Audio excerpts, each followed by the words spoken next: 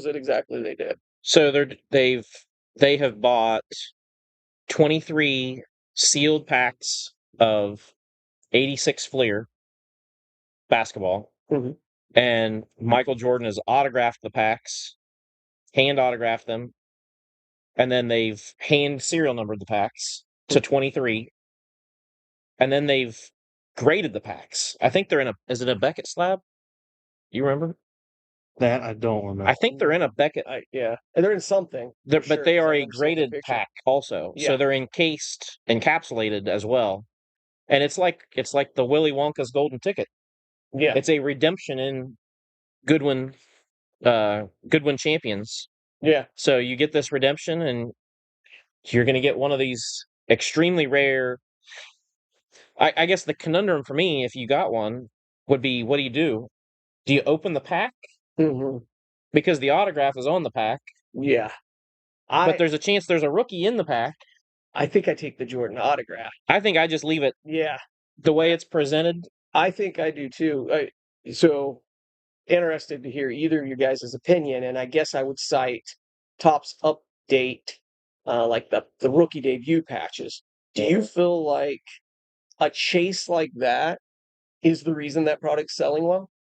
Just that chase of 23 different packs. Yeah, me, yeah. Because this is where I'm at. I don't collect basketball cards. But would I love to own a Jordan autograph of something? Absolutely. Is there a chance that I would have opened a box of Goodwin Champions? Very little chance. Knowing that there's a chance there's a redemption in them, could I potentially buy one? Maybe. Like, I would seriously consider it. So, for me as a casual collector, it at least has me considering it, Interesting. Yeah. Where I wasn't interested before. Yeah. Nick, would you buy a box just to chase that?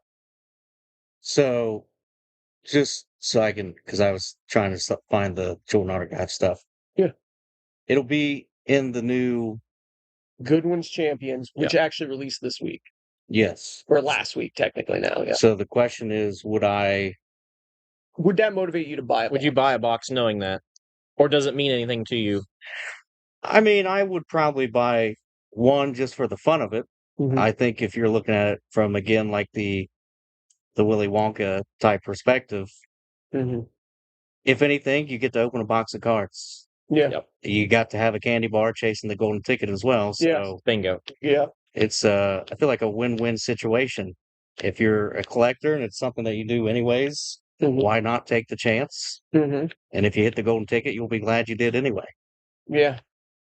That makes sense. And I guess kind of bringing that seamlessly maybe over into another topic, like I said, with the rookie debut patches, that seemed to motivate Topps Update, baseball. And Topps has just solicited us for Update Chrome basketball. And they seem to think that's going to be the driving force. I mean, I think that's the major reason that product even exists. They have Logo Man or rookie? I believe it's rookie debut patches that, so you'd have Cooper Flag War and stuff. And so I think there are some minions. There's some chase of some minions. There's a few other things like that. But I do think they are banking on those rookie debut patches being the main significant thing. And, you're talking a handful of those and thousands and thousands of boxes. Now, I'll just ask your guys' opinion on this. Right now, secondary market on a box of Topps Chrome Basketball Jumbo is over $2,000. That's secondary market. And secondary market on hobby is around the $950 range, I believe. And don't quote me on that one. But I know I couldn't keep Megas. Megas and Blasters. Megas would be a couple hundred. Blasters would be probably 100 a piece right now. Do you feel, price point wise, when you think of Topps Chrome basketball, and I can tell you that our solicitation on them was higher than our solicitation on the regular Topps Chrome basketball, do you feel that you could see the general public or whatever paying, let's throw a number out there, like 800 on a hobby and like 1400 on a jumbo? Now the jumbo does have 3 autos. Oh, Yeah. That's exactly what I said. That was your reaction? Yeah. Because I had asked, is this going to be identical to the baseball side when they updated the products to less hits, if you will? But this is now going the other way. Right.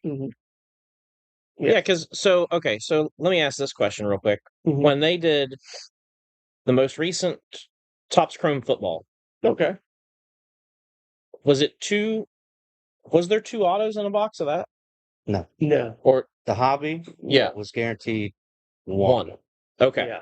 Jumbo might be 3. I'm not sure. I mean, I have. I would have to I can't remember between Delight and Jumbo. But you're saying basketball Topps Chrome update hobby has 3 autos. Jumbo has 3 autos. Jumbo has 3 autos. Hobby has 1. Okay. I believe. Oh, okay. Yeah. Yes. That seems. I'm not a basketball guy, so seems a little high. But I'm not a basketball guy either. But let's assume the hobby does have 1 autograph. Yeah. So if you double the price of 2 hobbies, essentially the jumbo hit rate, if you will, I mean, does that kind of equal out? If you're wanting more autographs anyway? Does that make sense? Yeah, because you're getting a third for the price of 2. Correct. The other way. Yeah. I mean, that's just kind of how I look at it. To me, it was surprising overall that, hey, there's another hit in here. This is what the people were asking for. So maybe Topps heard and said, hey, let's try it this way. Do you guys, I wasn't trying to interrupt, but do you guys feel like it's reasonable, as Topps is a business that tries to make money, to take a look at the secondary market of basketball, Chrome Series 1, we'll refer to it as, and say, well, that's $2,100 a box. Do you think that's reasonable for them to determine their pricing to us, or should it only be based on cost of manufacturing? At least on that first wave. I mean, if I'm being honest, this may be the buyer perspective. Maybe I just want it to be the cost of the manufacturer, because that just, I feel like that's winning for both sides. Cost of manufacturing plus a profit for them. Correct. Yeah. I think if you're looking at the business side of it, if you have it doesn't have to be just any manufacturer. Yes, absolutely. Because I've said this about Panini when they do their first off the line drops. My argument is you already printed it. It's already done, right? Like you're not printing on demand. Yeah. You've already, your cost for the product is done. The only argument to be made for allowing the manufacturer to then increase the price is just for them to make more money. And that only further drives the price, in my eyes, up. Yeah.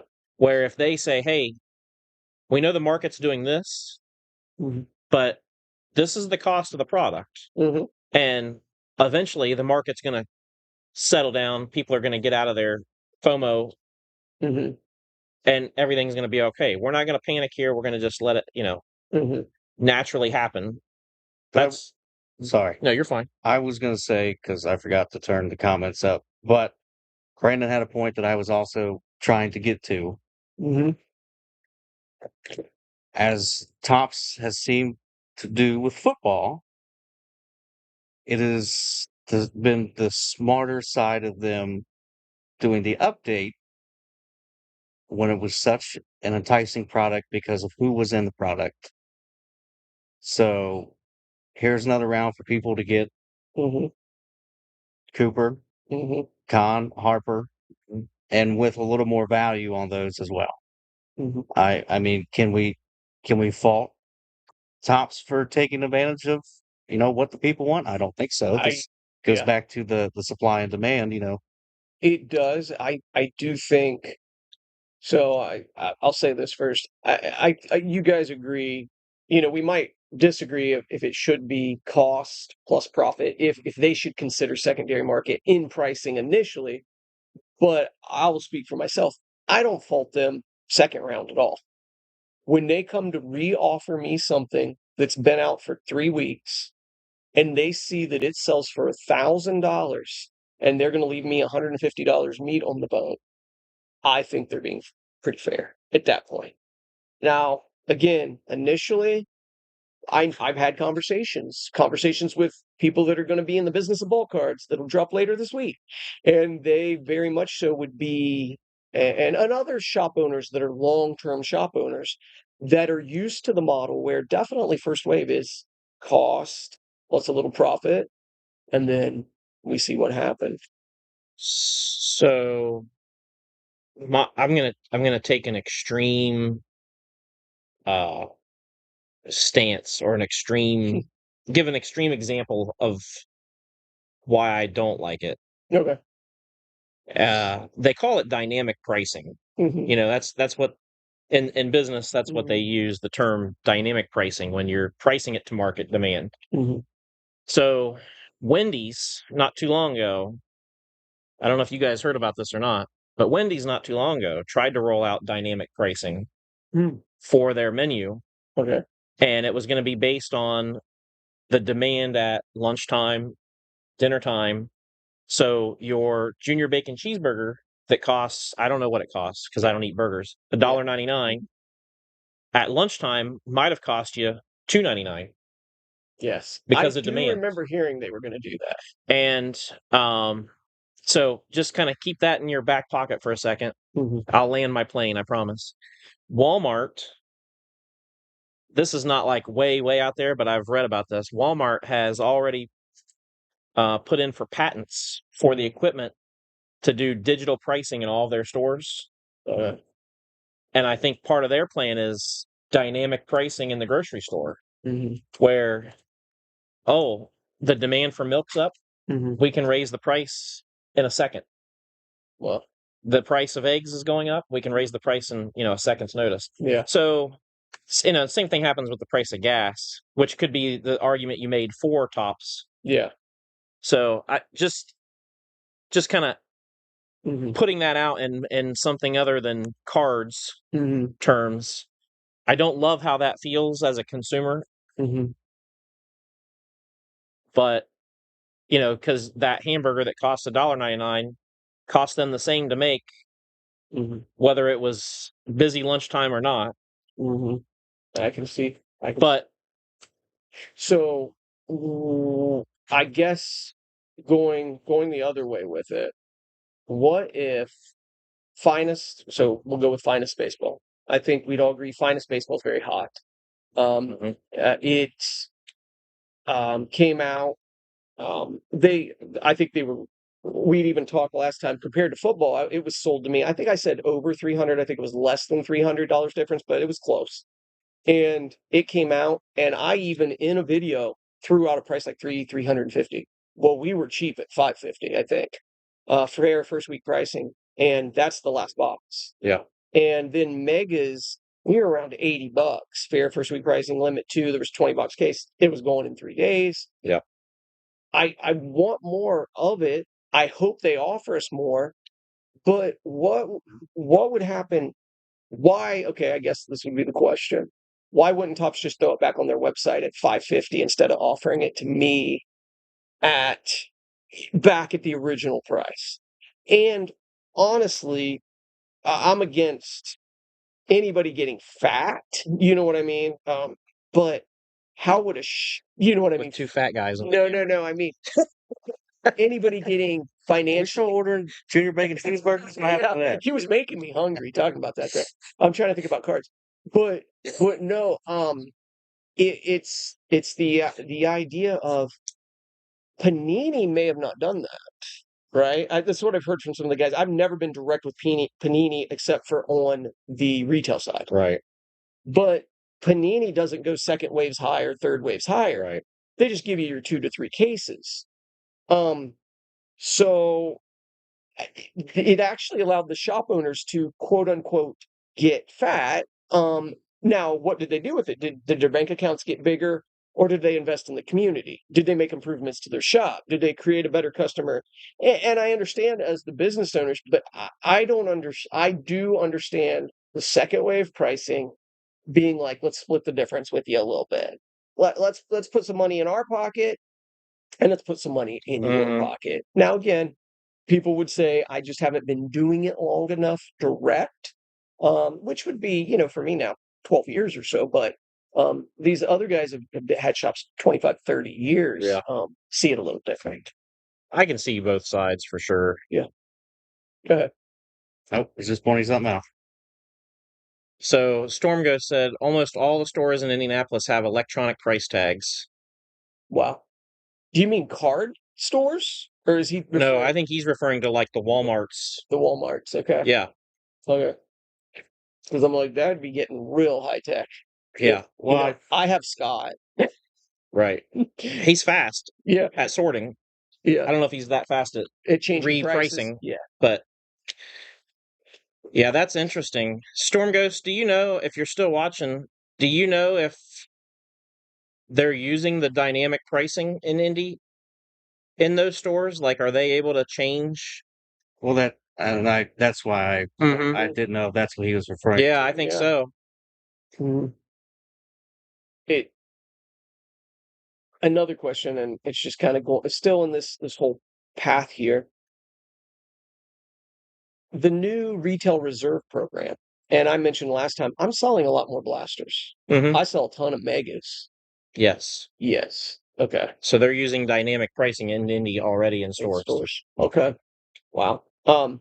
So I sell a lot of, retail stuff, and they have this program with Topps. I forget the new name, so I apologize to Topps if, anybody see this, but it used to be the retail reserve program, and now they call it something else. But do you guys, again, and I'm selling a lot more because, your average blaster now is 35. Your average mega is like 85 now, 80. And so I'm selling a lot more of that and less hobby because hobby's 430 on average now. Do you think Topps should pick and choose the products that they do the retail reserve program, which what the retail reserve program is for 30 days. I have to hold to suggested retail. I cannot be higher. I cannot milk the market. But in exchange for that, they guarantee me, my understanding is at least 3 cases of blasters. Do you think they should do that for every product? Or do you think that they should choose select products they do it for?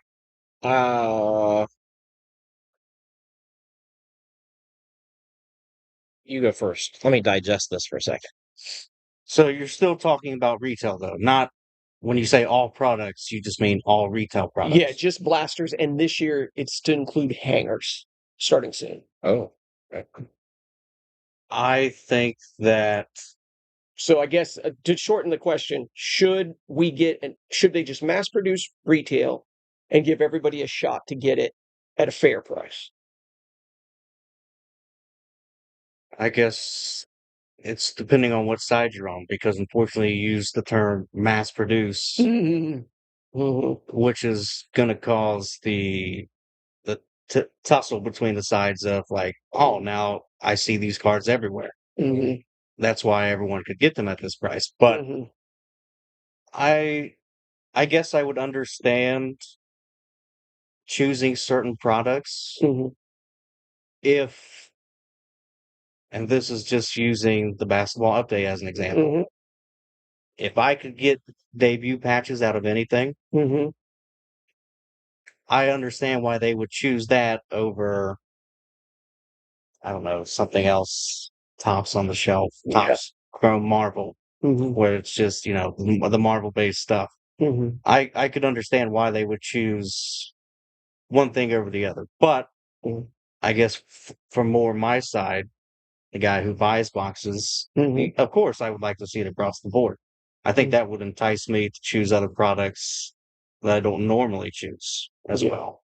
Well, the reason I was asking the question and definitely want Mike's input is because of the Topps Chrome Update basketball. They're not doing that program with that. So your choices are going to be hopefully get lucky, find it on a store shelf, a blaster or a mega. Right. And your local hobby shop, from my just reaching out to a few people, seems like they got on average one jumbo, one blaster case, and two hobby cases. So when you go into your local shop, the chances are what you're going to be able to buy is a hobby Topps Chrome Update NBA at probably $700 to $800. That's going to be my guess. Yeah. If they made it available, would we? If I had to hold the $35 and they gave me 4 cases, would I sell the hobby at 800? So I guess. Yeah. So I'll let Mike have his input, but I have something I'm gonna kind of jump back to quick. So here's this is I was trying to digest this because when I think about retail, I try to think about my experience of shopping at Walmart and Meijer and Target, and I try to think about that with that in mind. If I was Topps, I think retail reserve should be in place for some of your more exclusive products like Topps Finest Baseball. Okay. If they're going to do megas and blasters of Finest Baseball, great. Put those as part of the reserve program. If they're going to do Chrome Update Basketball, because there's rookie patch, debut patches in those potentially, make those part of the reserve program. When you present or you produce Series 1 baseball or flagship basketball, don't make those part of the reserve program. But my caveat to this is retail reserve products would only be available at hobby shops. The other retail products would only be available at your Walmart, at your retail settings. Okay, so like, you'd be splitting the retail, like maybe megas are out at Walmart's, right? Well, or whatever. Well, I'm thinking like flagship baseball. Yeah, because it's a large volume product. You could get blasters of flagship baseball or Series 1 baseball, I should say, at Walmart or Target or whatever. Yeah. But you're not going to be able to get Topps Finest Megas at Walmart. The only place you're going to get Finest Megas is at your local shop. Okay. Because that's more of a premium, even though it's retail, it's a premium retail, right? Okay. Yeah. So I don't think they should do it for every product. But I think they should add something in the mix there where, hey, you can get these products at your shop, these products only. And maybe it's just megas can only be got at card shops and blasters can only be got at. But I think that would be a better path forward than potentially overproducing. Yeah. Good. I was just going to respond to Steve there. Steve, I would not send over your payment now. Unfortunately, we have quite a few spots left in both breaks. If anything changes relatively soon, we'll reach out to you and we'll let you know. Let's try to read the rest. Yeah. Card shops are the only ones getting retail stuff anyways. But a lot of shops are taking everything at the retail store. I don't know that I would. So let me just read this out loud. Tyler said a lot of card shops are the only ones getting retail at Walmart and Target anyways. Not Game Time, but a lot of shops are taking everything at the retail shops. I think, and Rob can probably answer this better than me, but I'm going to at least take a stab at it.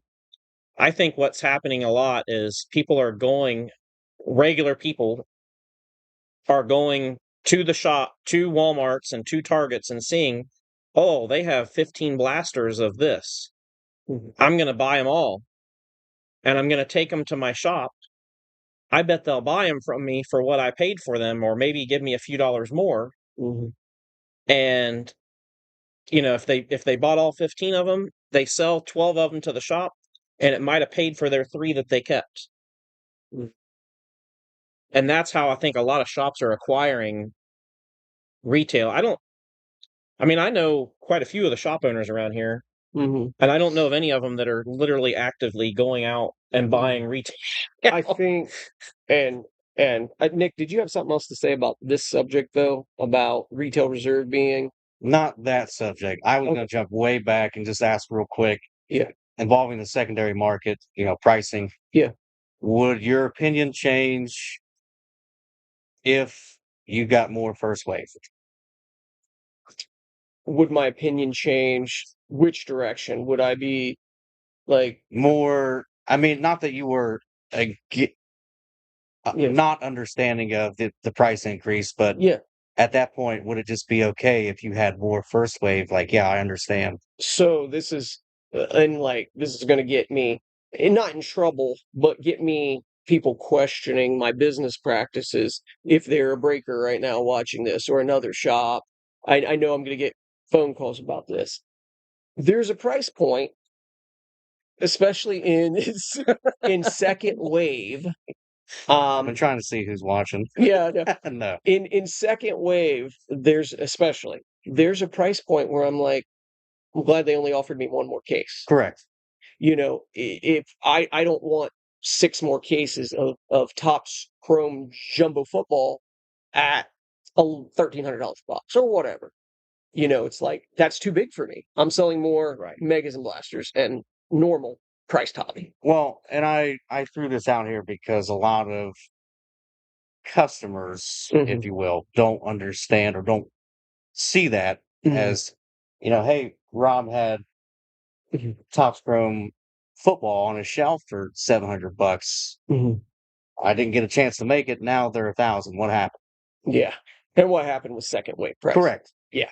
Yeah. And for sure, that's what happened. Sold out, second wave pricing hit. And but then market reacted to that, which is, a completely different subject too. Yeah. Are you? I want to ask this, delicately, I guess. Yeah. When a distributor, it doesn't matter who it is, when they offer you a first wave of a product, yes, I know you're obligated to take a certain amount. I mean, you're expected to take 80%, a chunk, right? Yeah. Okay. So when second wave happens, are you obligated at second wave? So I'm not obligated at that second wave, but my second wave purchases would be compared against other shops in the area. So it's still something that is being looked at, and yes, they could tell me. I could call up right now and they could tell me. But Nick had asked me this question before we were live. The only thing I think I have turned down, even in a second wave, is Disney Chrome.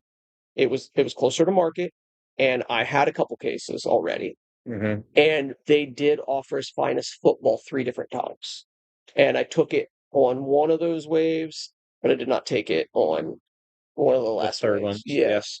But in general, my numbers would look something like 100% first time, maybe 98 first time, and would look like probably in the mid 80s on second wave, percent wise.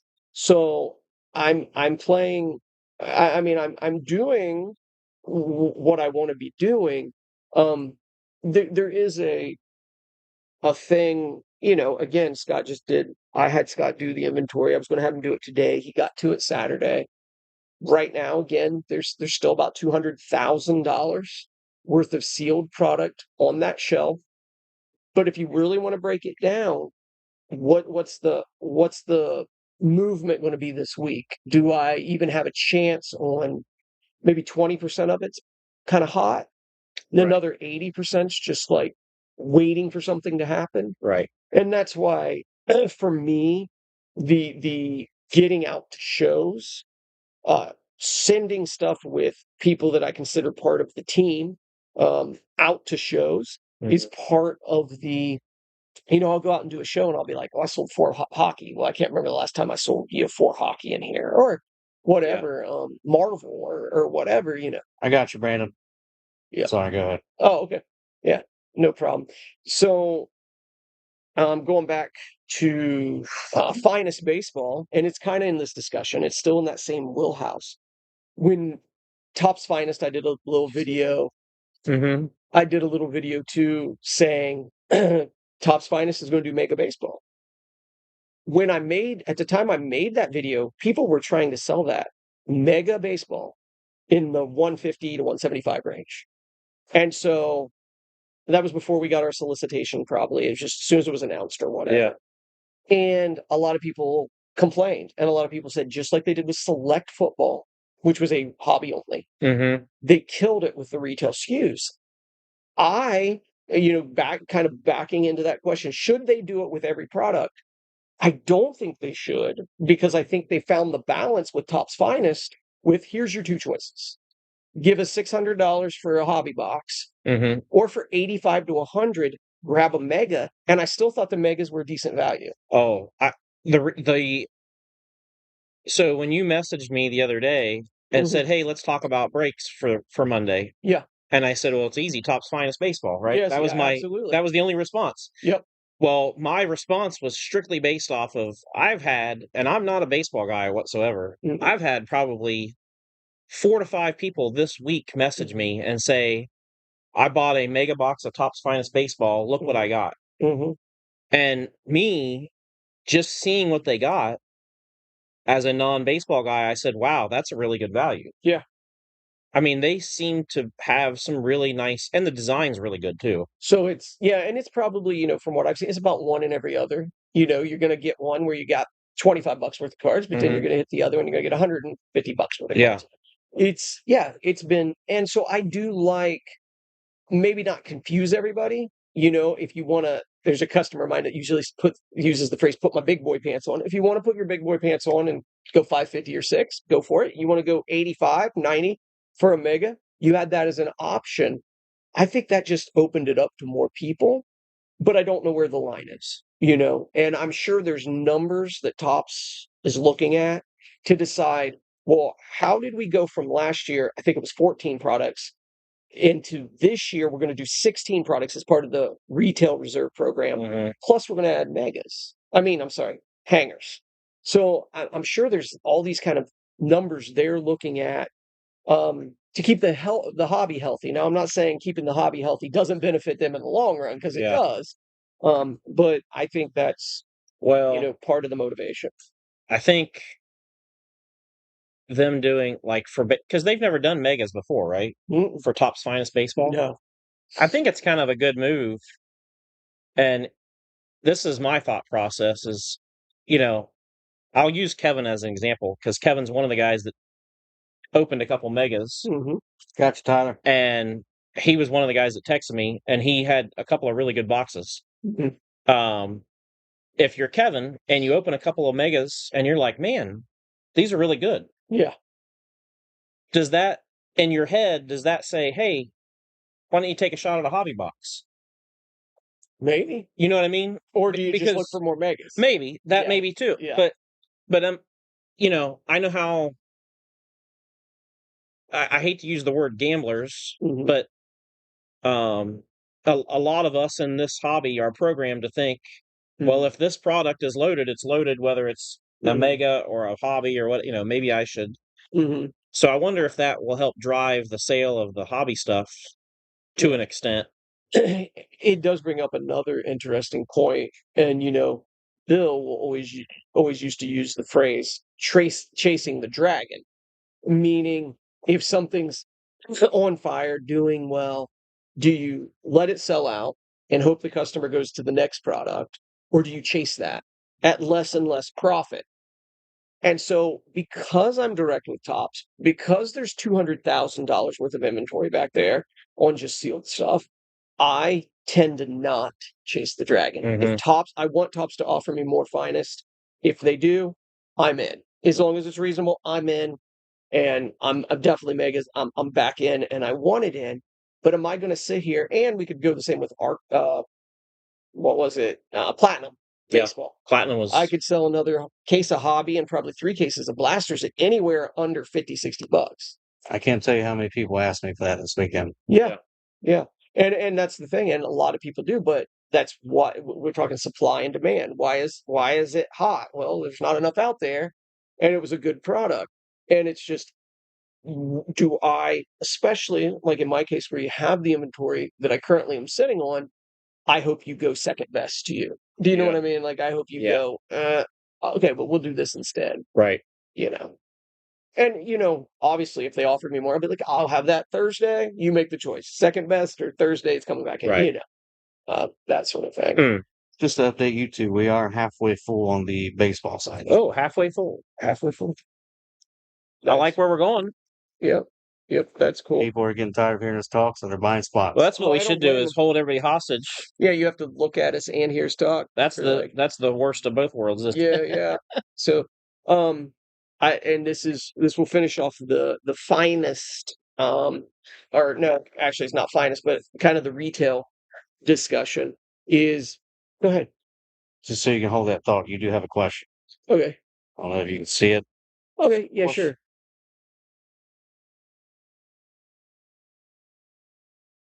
Okay. So no. So here's the question: can any hobby shop get direct distribution of products from, say, Topps? So to answer that question, I'll go back 5 years ago. Topps was not selling to very many shops direct. The way that we purchased our products was through one of the other distributors. They'd mark it up slightly, but the benefit of that is I could say, I think I can only move 6 jumbo boxes, and I'd buy 6. I could move 10 hobby, and I could buy 10. But when Topps came on the scene, they thought it was a better streamlined process to contact as many shops as they could.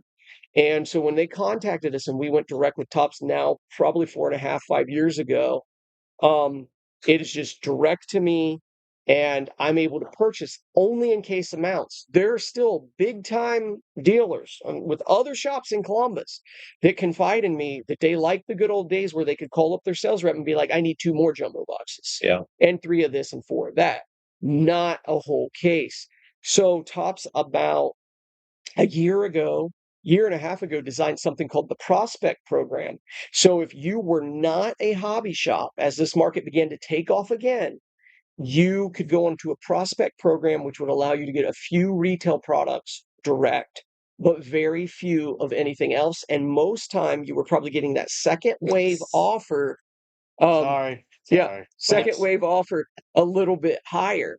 So no, believe it or not, there are people coming into this industry that could go to Topps and go, look at my $565,000 in my bank account. Yeah. And they don't care because they're done and they're doing business with me. I got very lucky, was in a very good position, both going into COVID and to get direct with Topps. And I do appreciate it. And yes, it is a lot. So I think what a lot of shops do, back to the idea that a lot of shops are going out and ripping off the shelves or purchasing that way. I think a lot of shops just try to hit was it EQL? Is that what it's called on Topps? Yeah, or whatever? The drops. Yeah. They try to get a few on those drops, then they have them day of release. And then I think also they go to like Dave and Adams and some of these bigger online ones and just buy it pre-sale a few bucks cheaper and make less money. There's no doubt that your shop that is direct with Topps is profiting considerably more than your shop that is not, for the most part. Now, is there a bunch of hoops to jump through? Yes. Do they have standards? Yes, for sure. But yeah, it doesn't matter if you had $2 million and you wanted to go start a shop. It doesn't seem to motivate Topps. They feel like they've got enough people in place. And even there were some rumors 6 months ago, they started closing accounts for breakers. And there's a few hobby shops that got weeded out also. So as long as you're doing their suggested paperwork, hitting a good percent of the products purchased, people are reporting good things about your shop, and you're being fair, maybe even social media a little bit. I think those all go into a grading card system that they look at your local shop. I would add maybe there is always a but to everything. Mhm. But if your name's Tom Brady Yes. and you want to open a card shop, yes. you might get an exception. Or Lewis Hamilton. Or Lewis Hamilton. Yes, 100%. There seems to be a fame factor more than a bank account factor. Yes. That does seem to motivate them, and that would be well, and to Tom Brady's defense, it does seem like he and Fanatics have a very tight relationship. Yes. So did all that happen when all that changed in your system of buying? Yeah. Did that all happen when Fanatics took over? Yes. Okay.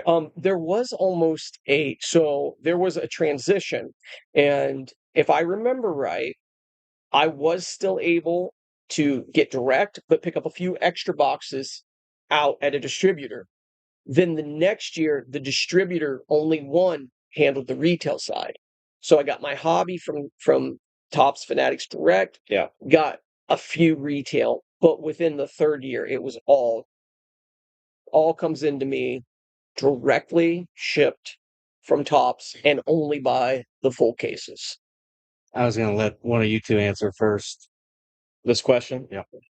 So Brandon asks, do you think with the hobby and retail, should they put low-end rookies and vets in retail and put high-end rookies and vets and superstars, I'm assuming in hobby? Correct. I hope explain that thoroughly, because it's disgusting buying a hobby box to get 2 autographs of lower-end guys. I feel I'll let you get. I'm curious from the guy that sells it first, I guess. Okay. So they do try to be like, hey, there's pink prisms only in the Mega. There's this exclusive retail thing over here. I do think that some of the bigger chases are only available in hobby products. I don't know if there should be a distinction. I do believe, and this is going back a while, I do believe that prestige football from Panini, if we go back 10 years ago, there used to be short print rookies of some of the key guys, and I think you could only get them in the hobby version. And the retail guys came in retail products, like some of the lower end guys, if I'm not mistaken. I can. So where you finished is where I was going to go with this. Yeah. I can tell you, because I'm more familiar with Panini. Yeah. Panini does that. Okay. Now, do they do it to the extent that Brandon is probably asking about? No, definitely not. But Panini definitely does this. And everybody knows I'm a racing NASCAR guy. We see it in NASCAR products. There are certain autographs of certain drivers that you can only get that driver and a blaster. Okay. And you can only get this driver and a Mega. That's interesting. Now, I don't know that. Do you think those values reflect those drivers? The value of the box or the value value of the card? What they're in, I should say. Yeah, I mean, because the drivers that are exclusive to those retail products are definitely low end drivers. I don't think that's. I don't know that that's the right move completely, though. I think maybe you lean that, like, it's all in a percentages game, right? Like, if you produce 10 million cards in a product, and 5 million of them are in hobby boxes, and the other 5 million are split between blasters and megas, then you don't want to split your best hits, your best autographs, and your best rookies completely in half. You're going to want to lean a little heavier, say 75% of your better hits go to hobby and 25% go to retail, and then flip-flop that 75% of your lower end go to retail. It's all a percentages game, because at the end of the day, it's a total print run that they're playing. How many cars did they produce, and how do they build out their whole product from each, Blaster, Mega, and Hobby? My short answer was going to be short and sweet. Unfortunately, I don't think they should do that because, and I'm specifically talking today's market, any distributor or market, what you want to talk about, whatever. Mm-hmm. If you don't like the prices of what the higher end boxes cost now, if they only guarantee the good prices or the good people in those boxes, unfortunately, the prices would then have to even more so reflect that. All you're doing is widening the gap, right? Yep. Yeah. So, is your guys' thoughts on that done? Because it kind of leads me into another rant. Come on, guys. You guys don't buy any spots. He's going to keep talking. Yeah, I'm going to keep talking. So, Nick sent me a video today, and it was from Sports Card Nonsense, which I believe is Mike Geo is the main guy from Sports Card Nonsense.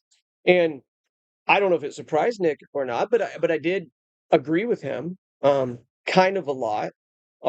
What he had said is that he thought a downturn would come, a downturn eventually to the market, but he sees that downturn maybe up to 36 months away. And he mentioned one of the things that you and I talked about last week, which I don't think made it in a video, maybe based on when we talked about it.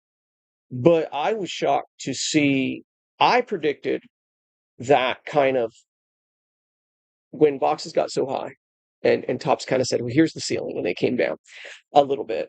And when I saw people stop busting, I just thought they'd kind of just leave the hobby or move strictly into blaster breaking, which some of them did. But I do think there was a good amount that went into singles, which in my defense, and I said this to Nick earlier, I've been doing this for a while, especially the sealed side.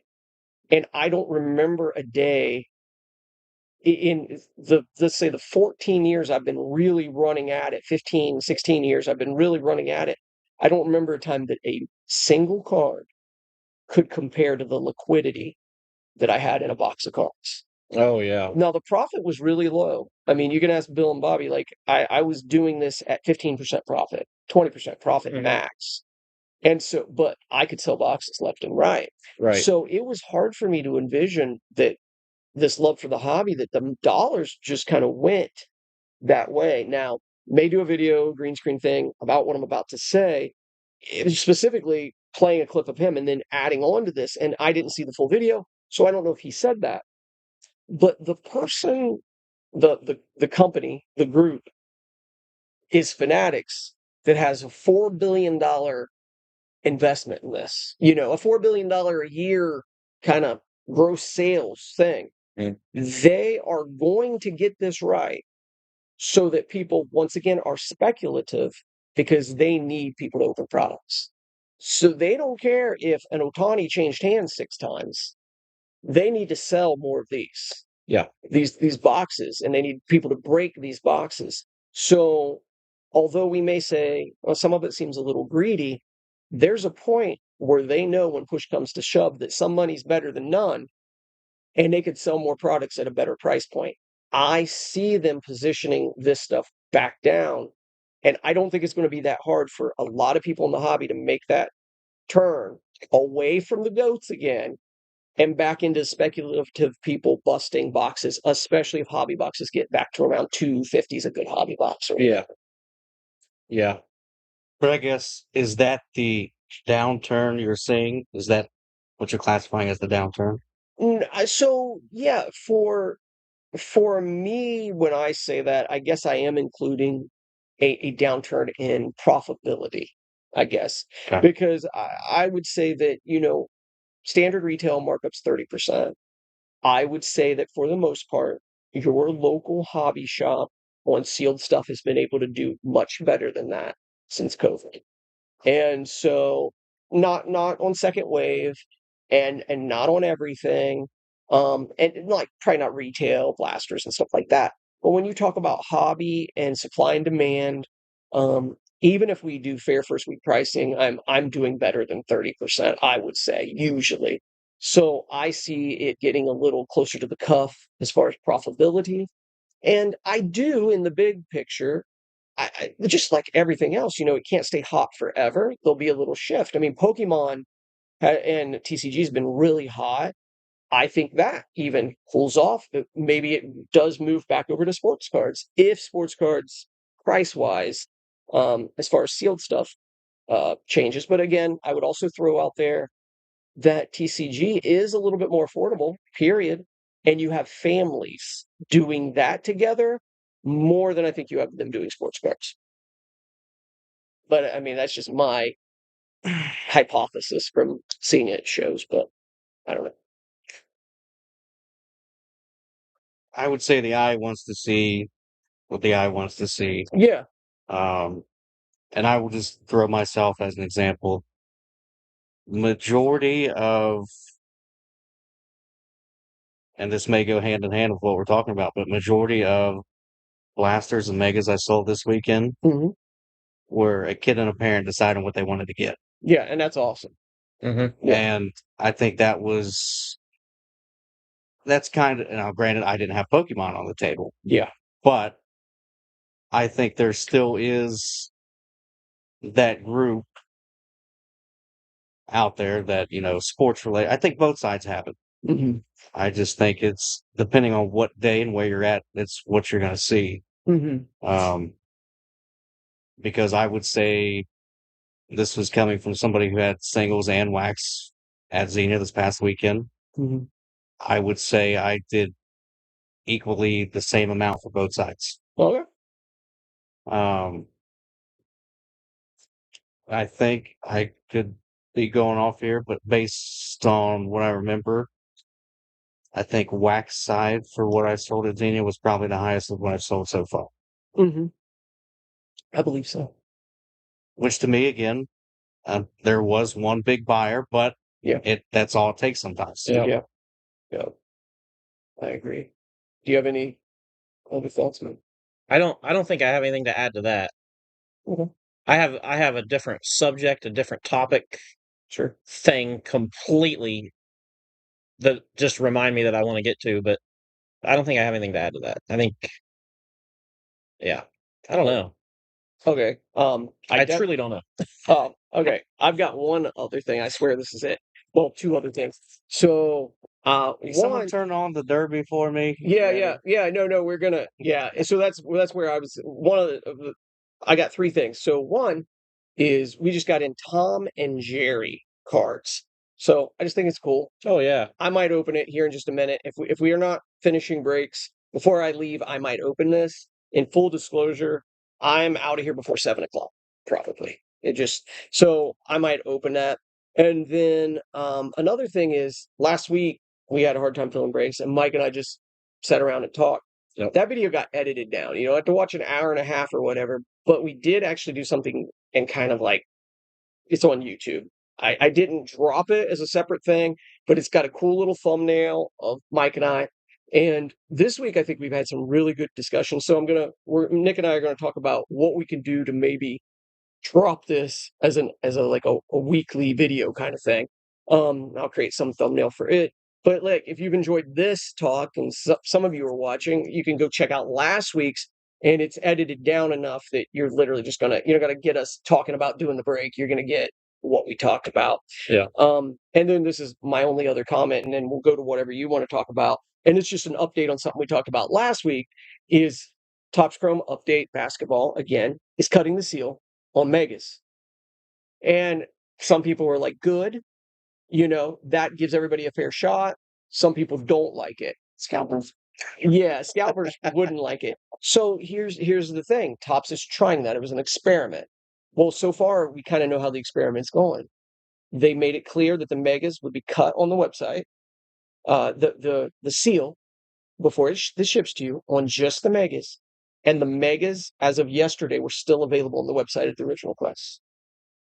So that means that the father and daughter, the mom and son, or whatever, that wants a box of Topps Chrome Update Basketball for $85 can go buy it.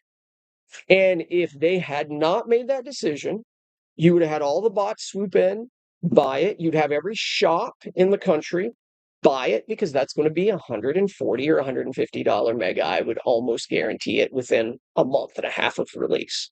So was that a good thing or a bad thing in your guys' opinion? That they're slicing the mega? I think it was a good experiment. I think we'll have to give it a little bit longer before we can say it was this or that. Mm-hmm. Because with every good there is an evil, vice versa. And the one thing that I heard from people this past weekend was that's awesome. Mm-hmm. But now people are just going to weigh the packs and sell the packs. That could be. It also you've created a differentiation between what you can get from Topps and what you can buy from me. Yep. So now is my sealed mega more than yours that you bought for $85? You know what I mean? Yep. Like probably so. Yeah. So it is interesting. I don't hate it. Mm-hmm. I think just me as a consumer, one rule I live by, and this is sort of in line with this. One rule I live by with cards is I will never buy a box, like a hobby box, from eBay. Okay. It's just a rule I live by. I don't think there is enough good that can come from that. I think there's more bad things that can happen under that scenario. Mm-hmm. So, because I'm kind of leery, I would say that I probably wouldn't buy something that was unsealed, even if it was direct from Topps, because I would just be leery because that's my nature. Yeah. But I do think I don't hate it. In a general thought. And so I'll let you bring up the subject you wanted to bring up, and then maybe I'll do that on camera as we wait to see if this fills. So the thing that I wanted to bring up is, which we should mention the show, August 9th, Sunday, August 9th, Circleville. Yep. Card Convention. We decided on Circleville Card Convention, and I think I'm going with the last logo because me and Nick are actually doing some filming tomorrow out at Circleville. Supposed to meet him there at 4. If I haven't told Nick that. We're supposed to meet him there at 4. And it's not going to be anything like spectacular. I mean, I want to be a little creative, but it's literally, it's going to be we've got 5 days left. Yeah. That's what you need. Don't listen to Rob. He said it's not going to be spectacular. Wait. Yeah, he's got plans. Is Slim Shady in Circleville? Oh, yeah. Tomorrow? We could do something. I don't know who's in Circleville, but yeah, everything that I tried to be involved with out there, I will try to make it spectacular. Okay, that sounds there good. You go. That sounds good. And so one of the things we're talking about is literally a welcome banner, literally a sign that says TCG Pokemon this way. And so that logo was a little bit rushed to come, but I do think that's the name we went with, was Circleville Card Convention. You made a lot of sense with Circle City, creative, but let's get the name in there. Yeah. For the people that don't live around, and like you said, a lot of people call it Round Town. And stuff that live around here. So, and I'll just say this out loud. With marketing, you got to be a little bit ingenious with some of your things and a little creative. Sometimes you just got to dumb it down a little bit. Yep, 100%. And not to piggyback on anybody, but 2 of the other biggest card shows in our area have the city in the name. Yep. And so I fully believe that that's an important piece. But and it's very simple. Yeah. Clarity over clever. Yeah. And that's makes a lot of sense. So, card show. Almost sold out of Pokemon. Sunday, August 9th. August 9th. Is it 9 to 3? It is 9 to 3. And Pokemon, 40 tables of Pokemon almost gone. 75 tables of sports cards. So we're looking at around 115 as far as tables go. Some decent card dealers from the area. Ball card show is supposed to be there. It should be a good time. So my question and my thing ties in with shows. This is my question for you guys. You're a show promoter, so you're going to have a thought and opinion, and you're a dealer that goes to other shows that I don't go to. So you're going to have specifically Xenia in mind. You're going to have probably an opinion on this. Okay. Should shows, if the show says it starts at 9, should shows allow people to come in anytime? Should they kind of force a line to develop? And where I'm going with this is with repackers. Should shows allow repackers to come in while vendors are setting up and shop? Is there a scenario where repackers should have to pay a fee to the show promoter to get in at that early access? Or so what do you guys think about that whole situation? Do you want to go first, Nick, or do you have a more concrete answer right now? I do. Okay, go ahead. Okay, so I've actually been messing with shows for, believe it or not, promoting shows probably 17, 18 years. Different sizes, very small. The biggest show I've probably ever put on, besides being involved in the Circle show, is the 60 table show down south. It always was my understanding from a dealer's perspective. Now, we're talking about completely different markets we went through during those times. But a lot of dealers are like, why would you ever turn away a customer? And especially if it's one of these customers who are walking around with 20 grand, 10 grand in their backpack, going to drop some serious money, let them in, let them do their thing. That has been the rule for a long time. As the market changed, and as we're talking about bigger shows, I have had a lot of people say they appreciated it at the Circle show, that there was basically a lineup to get in, and that at a certain time you were allowed to come in. So I don't know how I feel about it. I do feel like the early bird entry is like a good medium. Where, especially when we're talking about the Circle show, I may talk to them about that in the future, because that money is benefiting the school. 100%. That's not just me putting some money in my pocket or something. That is money that's going to go to benefit their athletic boosters or whatever. And so I'm like, that you pay $3 instead of $1 to get in early makes some sense. Sure. Go ahead. So since neither one of you guys have set up at the National, I can tell you on Tuesday, the setup day, there's more business done on Tuesday than all week for a lot of those dealers. That's true. It's literally people coming in and getting passes from their friends to come in. My buddy Mike Aldridge, who has Father and Sons, literally sold out to Jim Messer on Tuesday and never had his stuff set up. So, and we hear about Newhart. It being like Newhart a flip. Goes in with a showcase. Yeah. Usually gets between $20,000 to $50,000, $70,000. Yeah. It's a deal he could have done beforehand, because the guy he normally sells to is out of Westerville or Zanesville. Yeah. So in those situations, but those are kind of preset things. Yeah.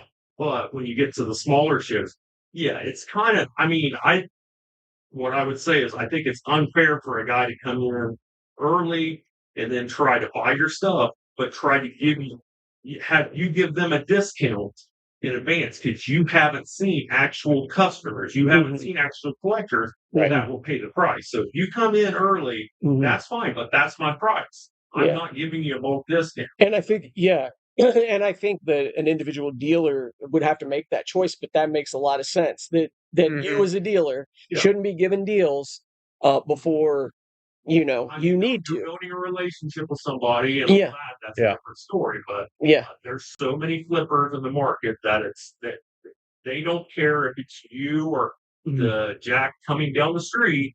They are there for money. They don't care who they sell. And I do think maybe size of the show matters. If I tried to look at people, unless I just locked the doors at Southway American Legion, people would be like, you're going to like hold me back to the show? You're going to get 60, 70 people through the door? I got to stay out here till Ross County Sports Park Spectacular is different.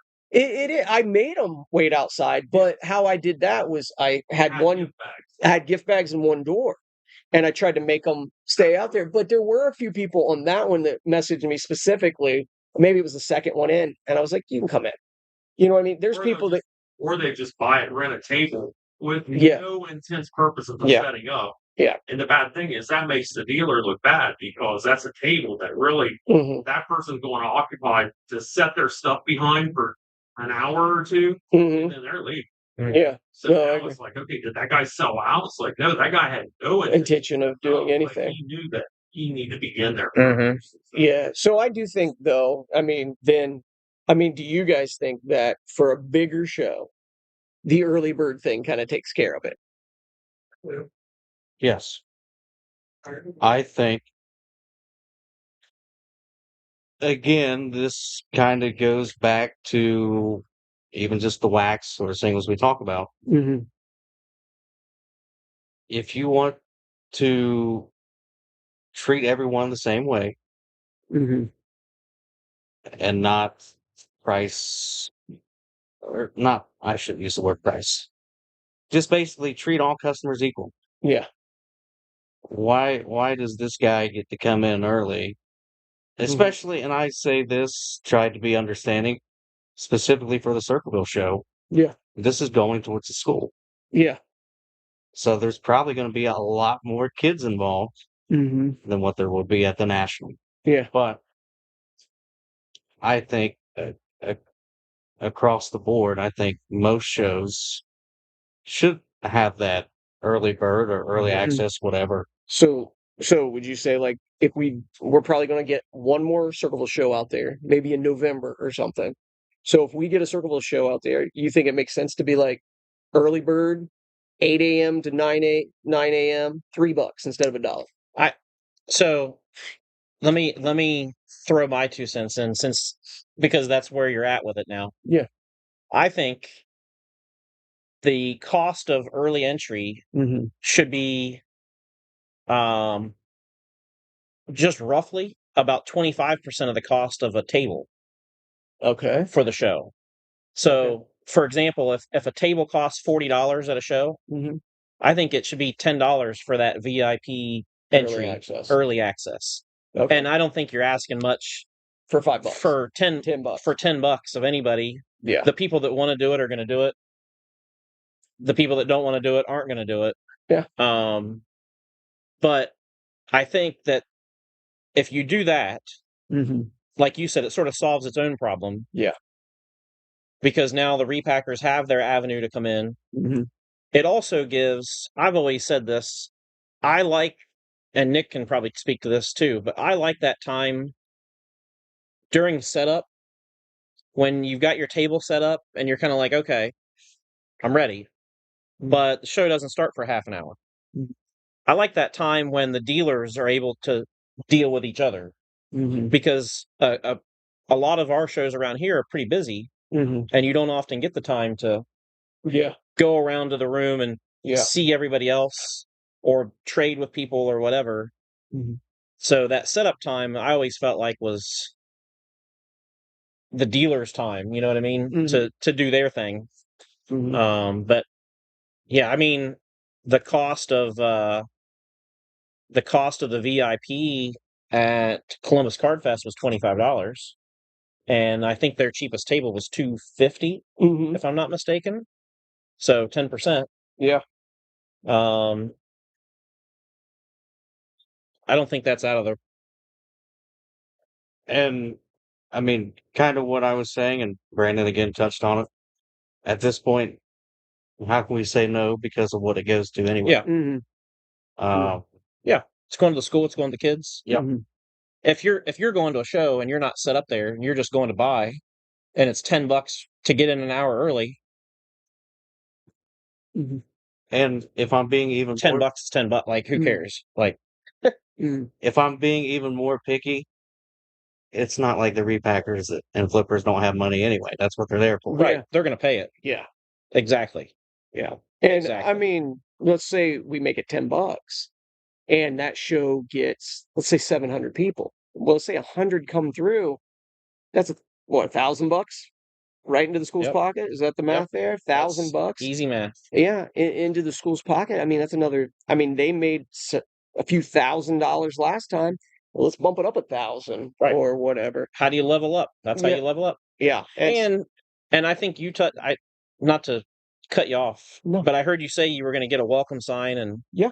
I think that's how shows can level themselves up. Mhm. You know, some of the big shows like the National, some of the things they do great is all the signage and the presentation of it all. Mhm. These smaller shows that are regional and local, you don't have to have something extravagant, but just a small banner. Mhm. You know, especially if it's a recurring show, maybe you don't Yeah. have the date on it, but it says "Welcome to Mhm. the Circleville Card Convention," Yeah. No, and you just reuse it every time. Yep. Nope, I totally I think it's agree. a great investment for something like that. One last thing, Sure. because we're now an hour and a half into boring Yeah. these 4 or 5 people that keep. Yes, I will they're, say they're bored. we've had people watching the whole time. Making comments, which is good. Yeah. And specifically for you, I guess, as someone who also goes to shows to buy, how does the post-show trade night? How do you feel about one of those? You mean hosting one, or just how they go in general? I'll use this as an example. Columbus Card Fest had trade night Right. after the show. Yep. I'll be right back. Yeah. Do you think? Yeah, scoot him out. We can. Oh, skinny mini over there. My back's sweating, Rob. Oh Anyway, yeah. So, just my thoughts on what I feel about it. Just do you think that is good for a show, or do you think that benefits to the show at all? Yes. The reason I asked specifically, because you had touched on it, is for the dealers that set up and maybe you're busy and don't get to walk around, having that time after, Mm-hmm. they say, "Hey, what'd you guys pick up today? This is, something I bought, or I'm looking for this. Did anybody find this today?" I think that gives also the dealer something to look forward to. 100%. Especially if you set up by yourself and it's something that is continuously an all day thing, It's and yeah. if maybe this is me being greedy, but again, this is going to the school. Hey, here's an extra $2 for admission because I'll get to stay an hour after the show closes for trade. Right. If you do a trade night pass, maybe maybe you're like, if we're talking about Circleville, for example. Yeah. Like if that's where we're going with this, admission's $1, VIP early access is $10. VIP could include trade night if you're a VIP. Yep. Or you could do a trade night ticket that's $2, and like you said, you get into the show, but And then you can do trade night. Yep. I don't see any problem with that whatsoever. And the reason I just said yes is because I think it's a no-brainer. Trade night, I think, makes a lot of sense after a show. For one, I'm looking at it as just a dealer and how we do things and how I like to do and what I would do. If you and I are dealers at Circleville and Rob came to us and said, "Hey, we're going to do a trade night after the show," Yep. I'd be in. Yep. And I know you would be too. Yep. So that's if our immediate thought is, "Yeah, I'm in for that," then it makes sense to do it, right? Yeah. And my other reason for saying yes immediately is, when do shows tend to slow down? Correct. Later in the afternoon, right? So if you can pair a trade night with the end of the show, now you give people reason to come maybe a little later, and it spreads out your clientele a little bit better. And the end of the show isn't quite so slow because everybody's coming in getting ready for trade night. So, yeah, I think it makes a ton of sense.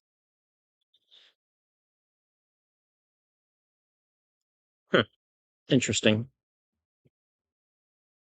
I can get Yeah. more details later, but Yeah, we can talk about that. Yeah. That's weird. it was Yeah.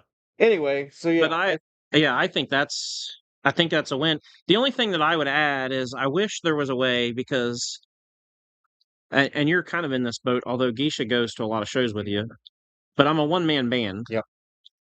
So I would love to see at least a small break from when the show ends to when trade night begins, so that I can get all the stuff that I don't want to, like, I would like to condense down to just one case for trade night. Correct. You know? So if I can have a half an hour between the end of the show and the kickoff of trade night, then I feel like really comfortable as a lone dealer, so to speak. But that's hard logistically to like keep people happy for a half an hour. Well, but that was going to be where I was also going with that, because I had snuck in Cardfest Friday night and I was there until close. And if I wanted to wait an hour or whatever it was, I could have went to trade night, but schedule just wasn't there. But I also understood of why there was that gap. More so of what you said. It gives the dealers time to, whether they want to pack up completely or just get stuff ready for the trade night. So, well, and if I'm assuming that you asked this particularly for Circleville, maybe? Yeah. Okay. So if we're just openly talking about the idea of this, I think it's a great idea. One of my only drawbacks for Circleville specifically is it's now Sunday night or Sunday evening, which is different than Saturday for sure. Yeah. Not that I think it makes a whole big difference, because it doesn't to me. I'm in, but the other thought with Circleville is if we had like a half an hour buffer, and if there's a food truck or there's concessions or something special that can go on to maybe help keep people interested for a small period of time. Yeah. But it would also allow some of us to maybe prep the room a little better for a trade night. Yeah. Move some tables around, group some people so that you can sit down, and because the way it's set up for the show isn't ideal for. And of course I'm talking out loud. I didn't even really say this to Rob yet, the whole, trade night thing at the show, but in my head I'm looking at like the time frame of like 8 to 5 o'clock. Yeah. I say this of like 8 is the early bird hour. To 9. 9 to 3 is the show. If you wanted to do just in half an hour and everyone would be okay with tearing down and doing half an hour, then do 3 to 3:30 and then 3:30 to 4 or 4:30. Yeah. Yes. An hour and a half to 2 hours for trade night's enough. Yeah. And because there are always, especially on weekends, I'm sure families have plenty of stuff going on, whether it's sports or, church or whatever else. So I think the benefit of having a show, whether it be early bird or trade night, windows on both sides, gives more people a chance to come. Like, hey, I can't be there till 2:30, 3 o'clock. What's the point of me going? Well, there's a trade night. I can find some stuff there. Well, and in the event that because this happens inevitably, not because anybody wants it to happen, it's just the way it is.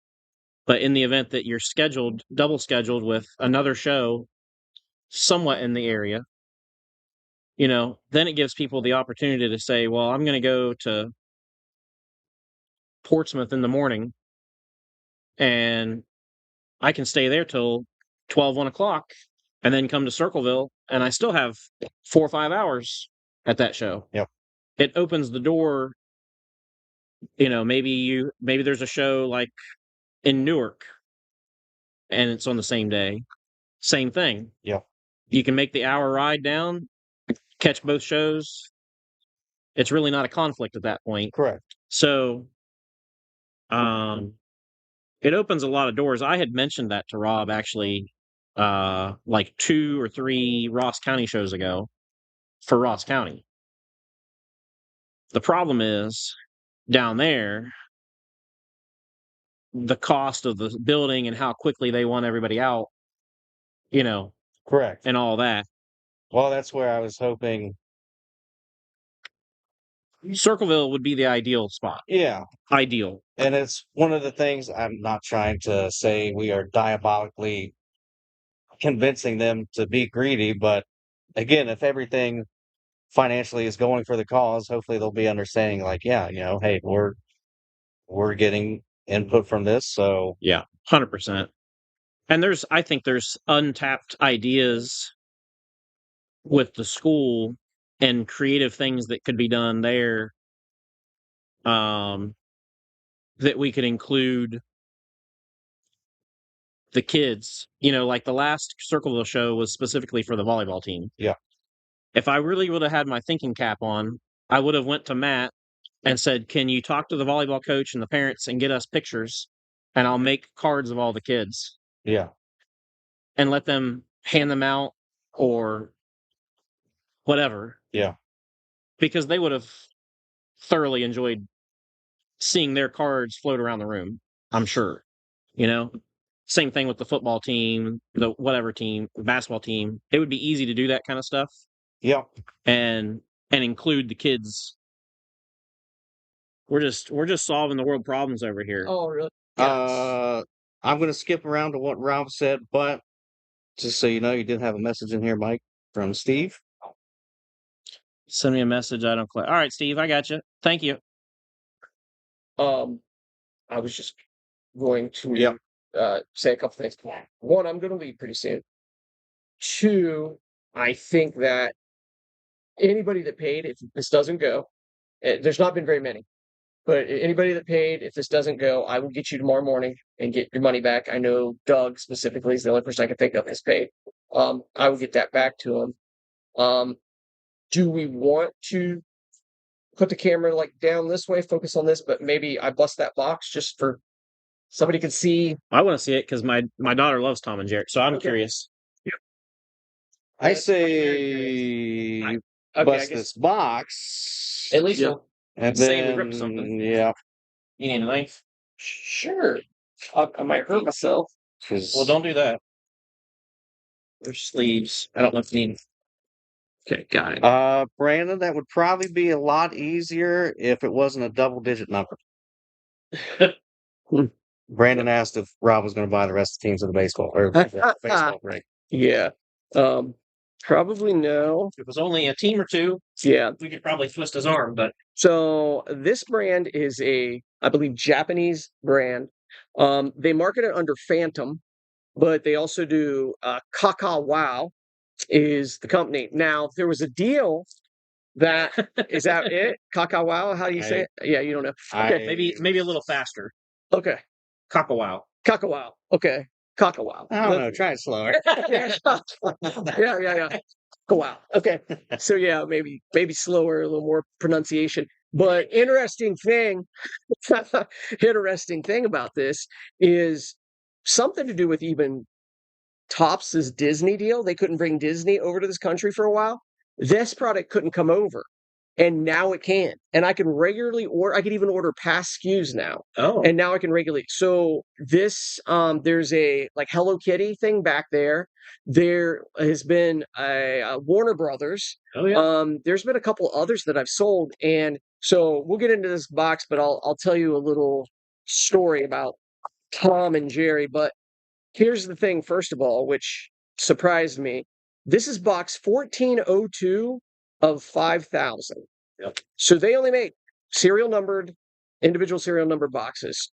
So it's kind of cool. So Tom and Jerry, now, the youngest right here would be Nick.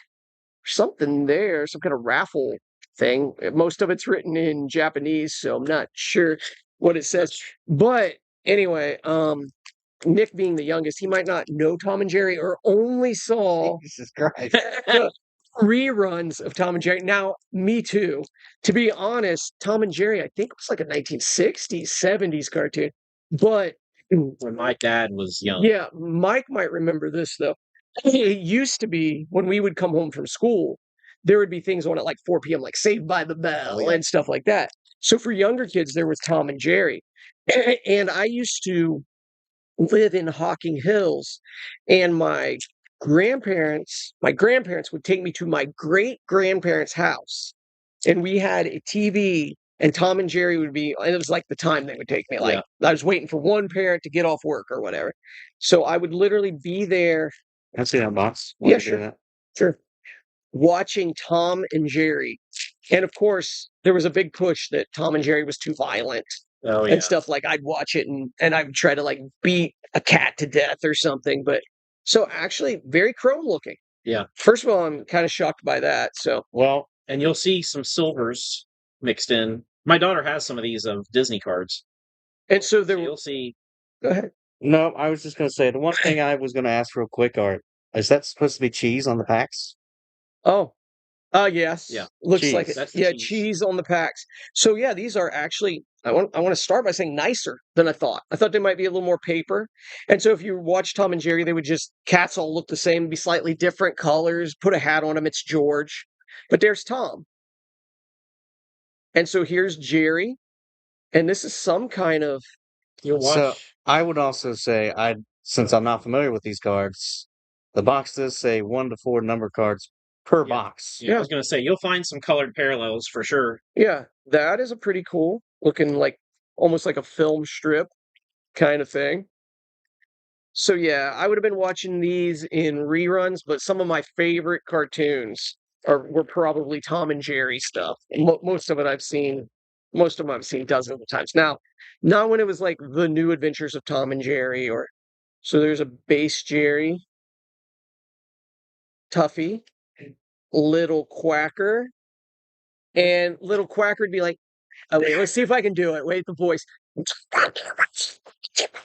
Yeah, it was like nobody loves me anymore or something, and it was like it was crazy. First of all, Yeah, hats off to the impression. yeah, That was really good. Secondly, Yeah. what'd you call me?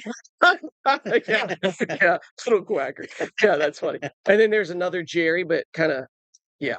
And then Tom and Jerry, like again, a film strip, like directly. I mean, it's not a film strip, but they're mimicking that look from one of the cartoons.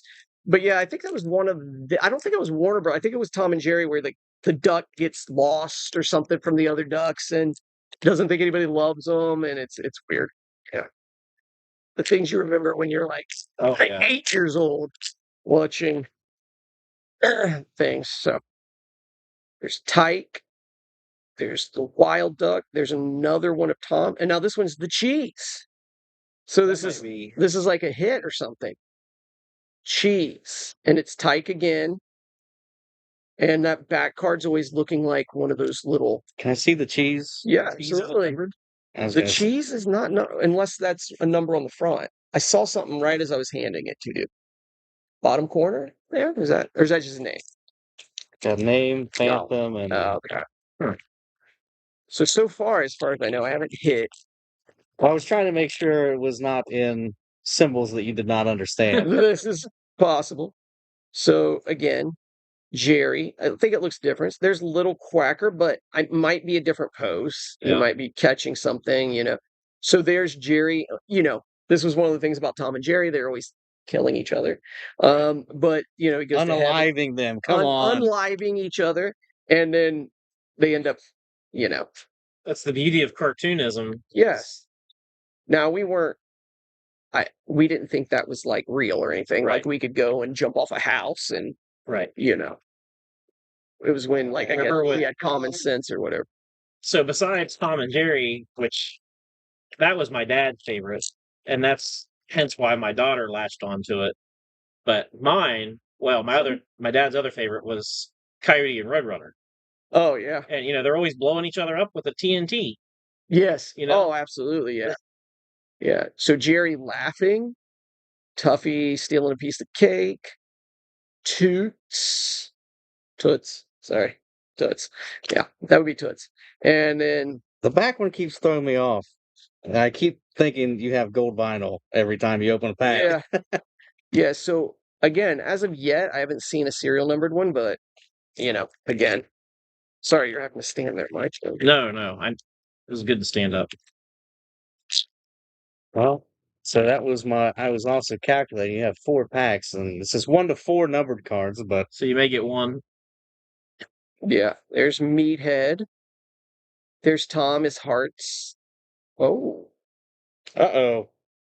There's no way this isn't right. Taste it! No, I'm just kidding. I mean, it's a die cut. So it is you a can't- die cut, really shiny Tom, but it does not appear to have a serial number. But it's cool looking. And that is a piece of cheese, by the way. And it is That a is definitely large cheese. piece of cheese. I don't know of very many orangish cheeses that have holes in it. I thought holes were always Swiss cheese. Yeah. Maybe Yeah. you're not supposed to pick up on that. Yeah, I'm not. Yeah, my kid brain didn't think like that. But so there's Jerry again on his way to Well, I heaven. see a different color coming, so. Yes, I do too. Spike. There's George. Looks a little different. And here we go. A red kind of film thing. Tom and Jerry. Again, don't see any kind of number. I'll have to have. They're usually on the back.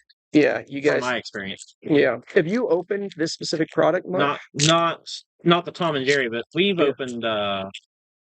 They did I think it was Monsters Inc. version. Oh, okay, yeah. That we opened. There's Butch. Topo, I don't know if that is. Tom. So here's a Tom and Jerry. Home sweet home. Home sweet home. And let's see if it's serial numbered. It is. Numbered to 350. So we finally got a serial numbered to 350 and another red. One of those. But yeah, the quality is not bad at all. And just in case you're wondering, yeah, renting videotapes, VHS tapes of Tom and Jerry. Mm-hmm. These are $105 a box. Just in case anybody was wondering. And there's Tom in heaven, Jerry, Tuffy eating a piece of cheese. There's Spike, and then there's another one of the gold film strips. We're on the last pack. So far we only got one serial numbered card. See if we can make it two. The die cut was pretty cool though too. Mm-hmm.